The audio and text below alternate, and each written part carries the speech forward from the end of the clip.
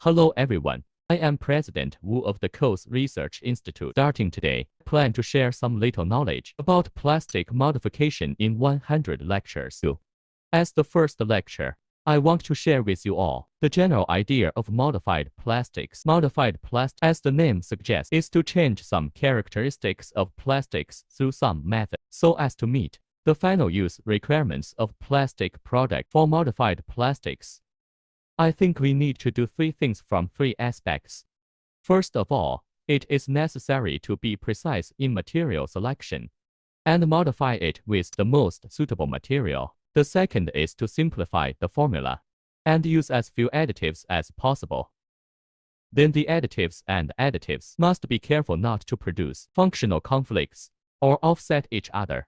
The third one is in terms of production. I think it needs to be refined. It is the combination of the screws, the drying of some of the pellets at the back, and so on. Each of these details must be carefully considered. Guys, can you agree with my point of view? Pay attention to Colebond to make material blending more exciting.